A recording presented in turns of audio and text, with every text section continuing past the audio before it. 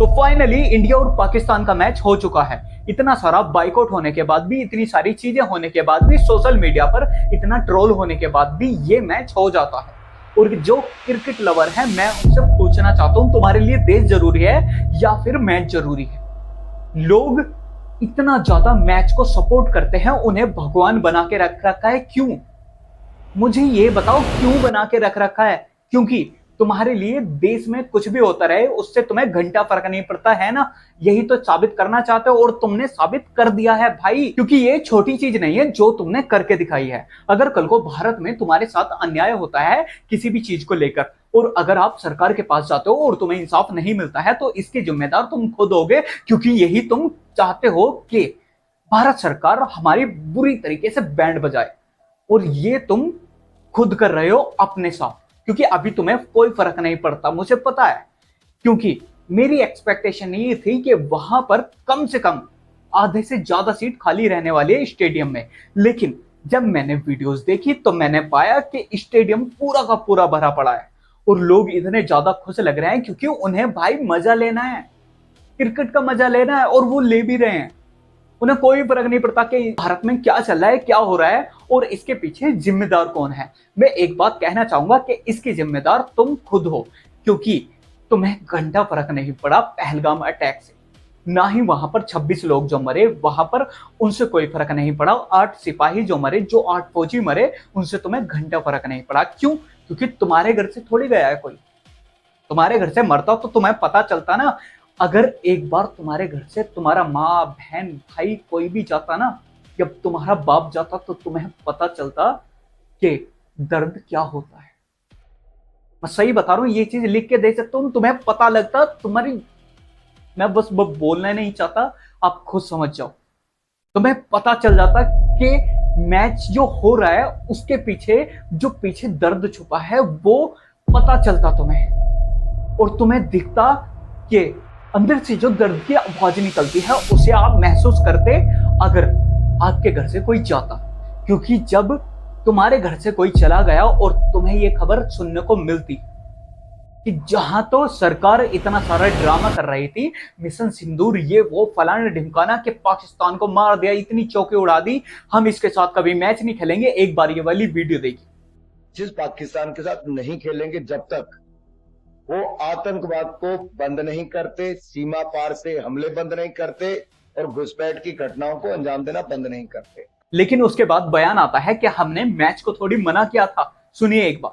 Multinational tournament जहां पर ACC या आईसीसी करवाती है, वहां पे किसी भी देश के लिए मजबूरी या जरूरी हो जाता है भाग लेना। अब आप मुझे ये बताइए कि जब जिनके घर से लोग मरे, उन्होंने ये सुना होगा तो उन्हें कैसा लगा होगा? दर्द से चीखें निकल रही होगी अंदर अंदर, लेकिन वो कुछ बोल नहीं पाए क्योंकि उन्होंने अपनों को खोया है। जो 20-25 साल, 30 साल, 35 साल, 40 साल हमारे साथ रहा है, उन्होंने उसे खोया है। तो उनसे जाकर पूछो कि उन्हें इस चीज को सुनने के बाद कितना दर्द हुआ होगा। और ये चीज फाइनली हो जाती है, और कुछ सुअर लोग हैं जो इसे देखने जाते हैं, और जो ओटीटी प्लेटफॉर्म पर इसे घर पे बैठकर देखते भी हैं। क्योंकि तुम्हें कोई घंटा फर्क नहीं पड़ता है, ये चीजें चाहे हो भी जाए, देश बर्बाद हो जाए, तुम्हें कोई फर्क नहीं पड़ता। फर्क तुम्हें तब पड़ेगा जब तुम्हारे साथ कोई चीज होगी, है ना? और फर्क पड़ेगा भी क्यों? क्योंकि तुम्हारी लाइफ तो अच्छी चल रही है ना, कोई प्रॉब्लम थोड़ी है लाइफ में। अच्छा खासा थोड़ा ठीक ठाक पैसा है, और जो तुम चाहो वो चीज तुम खरीद सकते हो, जहां चाहो वहां घूम सकते हो, कोई प्रॉब्लम नहीं है ना? लेकिन एक बार एक नॉर्मल इंसान को जाकर देखो, और जो एक मिडिल क्लास फैमिली का बंदा है, अगर वो भी चीज यही कर रहा है, उसके साथ इतनी सारी चीजें होने के बाद भी, इतनी सारी जीएसटी बनने के बाद भी, इतनी सारी प्रॉब्लम होने के बाद भी, दिल्ली में इतने सारे घर टूट रहे हैं, इतनी सारी चीजें हो रही हैं, इतना सारा शोषण होने के बाद भी, उसके बाद भी अगर तुम्हें ये चीजें अच्छी लग रही हैं तो मुबारक हो। आप और ज्यादा गड्ढे में गिरने वाले हो, और देश तुम्हें बर्बाद करके रख देगी। तुम सालो, तुम्हारी समझ में बिल्कुल नहीं आने का, क्योंकि तुम गुलाम थे, गुलाम हो, और गुलाम ही रह जाओगे। मैं अपने ऊपर गर्व करता हूं क्योंकि मैं 4 लोगों को जागरूक कर रहा हूं। लेकिन तुम, बस मैं क्या ही कहूं तुम्हें, क्योंकि तुम्हारी बिल्कुल भी समझ में नहीं आने वाला है, क्योंकि तुम्हारी लाइफ अच्छे से चल रही है। और जो लोग परेशान हैं वो भी इस चीज का सपोर्ट कर रहे हैं, वो भी इस चीज को देख रहे हैं। क्यों?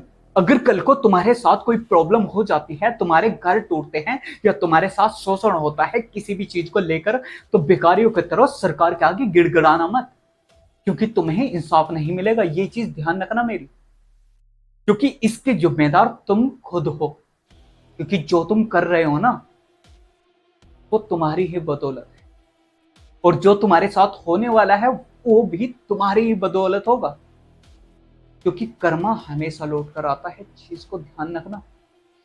गलत का सपोर्ट कर रहे हो तो तुम्हारे साथ भी गलत होगा, 100% होगा, लेकिन ये तुम्हारी समझ में नहीं आने वाला है। लोग सिर्फ चीजों को जानते हैं, मानते नहीं है, क्योंकि तुम्हें ऐसा ही लगता है कि हमारे साथ कभी कुछ नहीं होगा, कभी कोई गलत नहीं होगा, क्योंकि हमारी लाइफ बहुत अच्छी चल रही है। कुछ चीजों को ध्यान में रख के बात करनी चाहिए, और कुछ चीजों को सोचना चाहिए कि हम कर क्या रहे हैं। और जिनके पीछे तुम पागल हुए फिर रहे हो, मुझे ये बताओ कि उन्होंने तुम्हें आज तक दिया क्या है। लेकिन नहीं, अपनी लाइफ के चाहे बैंड बजे पड़े हो, लेकिन तुम्हें गधों की तरह उनके पीछे लगे रहना है, लगे रहना है, लगे रहना है। जब टीम रात को जीती तो हर शहर में जश्न मनाया गया। क्यों भाई? तुम्हें क्या मिला इस चीज से, मुझे ये बताओ। और तुम्हें तो, मैं सही बताऊं, तुम्हें तो रोना चाहिए कि ऐसी चीजें हमारे भारत में हो रही है, इतना सब कुछ होने के बाद भी, और तुम सपोर्ट कर रहे हो। नेपाल में सरकार गिरा दी गई है जनरेशन जेड द्वारा, लेकिन हमारे देश की जनरेशन जेड साली, क्या बोलूं मैं, क्या बोलूं, तुम खुद बताओ मैं क्या बोलूं। मैं वही कहना चाहता हूं कि ये गुलाम थे, गुलाम हैं, और गुलाम ही रह जाएंगे। सिर्फ पागल बनाने वाला चाहिए इन्हें, और ये पागल बन जाते हैं। कल को अगर कोई चार भाषण दे देगा, कोई बता देगा कि ऐसे ऐसे ये बात है, ये है, या तुम्हारे फायदे की चार बात कह देगा, और तुम पागलों की तरह उनके पीछे भी लग जाओगे। यही तो करना है तुम्हें, और ऐसे ही पूरी जिंदगी बतानी है, क्योंकि खुद का जमीर तो तुम्हारा मर चुका है ना। और मरना क्या, जमीर नाम की कोई चीज हो तो मरेगा ना, क्या फर्क पड़ता है ना। और जितने भी ये क्रिकेटर लवर हैं, इनसे एक बार मैं पूछना चाहता हूं कि शर्म लिहाज या थोड़ी गैरत बची है? ये सारी की सारी बेच के खा ली तुमने।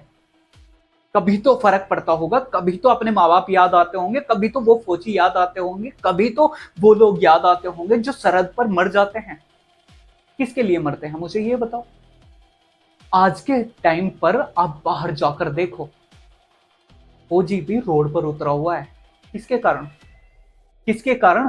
क्योंकि देश में कुछ भी सही नहीं चल रहा है, और इसके जिम्मेदार तुम खुद हो। आज की जो जनरेशन हो ना, तुम जो आज की जनरेशन हो, तुम खुद इसके जिम्मेदार हो। और कल को अगर तुम्हारे साथ कुछ होता है, जैसा कि मैंने पहले भी अभी कई बार कहा, कि ये तुम्हारे कारण ही होने वाला है, क्योंकि जब तक तुम जागोगे नहीं, तब तक तुम्हारा कुछ नहीं होने वाला। और तुम कुंभकर्ण की तरह सोते रहो, तुम्हें कोई फर्क नहीं पड़ता। छोड़ो यार, क्योंकि तुम्हें समझाने से भी कोई फायदा नहीं है, क्योंकि तुम करोगे वही जो तुम्हें करना है। जब रात को इंडिया विन हुई तो हर शहर में इतना ज्यादा जश्न मनाया गया, पटाखे फोड़े गए, ये वो सारी चीजें। लेकिन मैं उन्हीं लोगों से पूछना चाहता हूं कि जब मिशन सिंदूर चल रहा था, पहलगाम अटैक हुआ था, तुम ही लोग थे ना वो, पोस्ट डाली थी, ये कहा था कि हम भारत के यूथ हैं, हम झुकने नहीं देंगे, हम ये करेंगे, हम वो करेंगे, अगर सिपाही के लिए हमें बुलाया गया तो हम हमेशा खड़े रहेंगे। तुम ही थे ना वो। लेकिन आज क्या हुआ? जमीर मर गया क्या? या खुद ही गड्ढा खोदकर कहीं पर दबा दिया? क्योंकि वो बाहर तो निकल नहीं रहा, क्योंकि नक्कारे और नल्ले हो चुके हो, तुम्हारी बस की कुछ नहीं रहा है। तुम सिर्फ अपनी जिंदगी से मतलब रखते हो, और तुम्हें घंटा फर्क नहीं पड़ता। कल को अगर तुम्हारी फैमिली वाले पर, तुम्हारे बाप पर, या तुम्हारे बड़े भाई पर, या तुम पर कोई झूठा केस लगाकर तुम्हारा एनकाउंटर कर दे, तुम्हें मार दे, और बहुत सारे केसेस इतने सारे हो रहे हैं, तुम्हें घंटा फर्क पड़ रहा है? क्योंकि प्रॉब्लम तो तब होगी ना जब तुम्हारे साथ होगा। लोगों को सरेआम मार दिया जा रहा है और सरकार जो है, सरकार को बस पैसा खिलाओ और छूट जाओ। कितने से कितना बड़ा जुर्म, और आजकल ये चल रहा है। और इसकी कोई गारंटी नहीं है कि तुम्हारे साथ नहीं होगा, कभी भी हो सकता है। लेकिन तुम्हें घंटा फर्क नहीं पड़ रहा है और ना ही तुम्हें पड़ने वाला है, क्योंकि अगर पड़ता तो अभी तक पड़ जाता। हमारे देश की जो यूथ है, जो जनरेशन जेड है, वो मर चुकी है, जमीर उनका मर चुका है, जो बस जिंदा बचे हुए हैं सोशल मीडिया पर रील स्क्रॉल करने के लिए। सिर्फ स्क्रॉल करे जा रहे हैं, करे जा रहे हैं, करे जा रहे हैं। कोई अच्छी सी वीडियो लगी, उस पर कमेंट कर दिया, बात खत्म। यही तो चीज है, बस ज्यादा से ज्यादा स्टेटस लगा दिया, है ना। सिर्फ यही तो कर रहे हो, क्योंकि बाहर क्या चल रहा है, बाहर क्या हो रहा है, हम किस पोजीशन में जी रहे हैं, किस कंडीशन में जी रहे हैं, कैसे हमारे हालात चल रहे हैं, चारों तरफ क्या हो रहा है, उससे तुम्हें घंटा फर्क नहीं पड़ता है ना। मैं बस यही कहना चाहता हूं कि मुर्दों की तरह मरे हुए हो, मरे रहो।